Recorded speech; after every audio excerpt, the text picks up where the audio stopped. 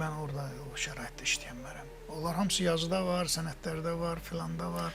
Tahir müəllim, amma sizin işdən çıxarılmanız dövrüdür. Səhv eləmirəmsə, sizin yazılarınızdan mən birini gördüm. Dediniz ki, ermənilər buna daha çox sevindilər. Çünki onlar da demişdilər ki, bu qədər pul mənimsənilib, bu qədər güya falan işlər görülübdür. Sizin çıxarılma səbəbiniz nə oldu? Mən bilmirəm.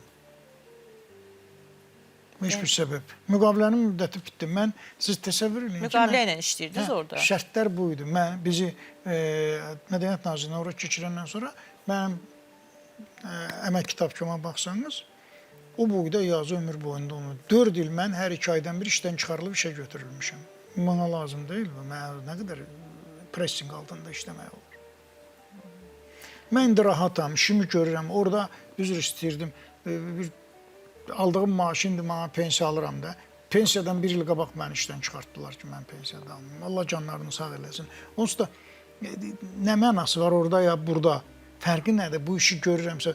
İndi məsələn, onlar mənə söz verdilər ki, Milli Kulinariya Mərkəzinin 30 ilinə həsr olunmuş bir kitab çıxmışdı. Bizim bütün bu mübarizə tariximiz ermənilərlə Moskvada çıxmış yazıların hamısı bir yerə yığılmışdı, çox əziyyətli və Nurlar nəşriyyatı da onlar sağ olsunlar, onu skanirovat eləyib və o rəhli olaraq saxlamaq çox çətin bir şey idi.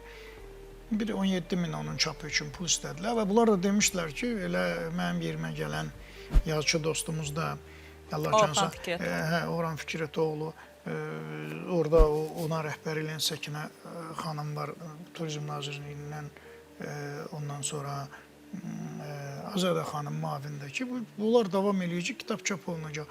Mən onlara yazdım da neçə dəfədə ki, kitabı çap elətdirsinlər. Onların büdcədə imkanları yoxdur bunu eləməyə. İndi Allah canlarını sağ eləsin də, onlar da büdcədən asıldı, yəqin imkan tapa bilmirlər, eləyə bilmirlər. Mən oradan çıxan neçə ildir, sadəcə olaraq mən daha böyük maştabda işləyə bilərdim. Mənim işdən çıxarılmağım kimə xeyir oldu? Biraz mənə xeyir oldu.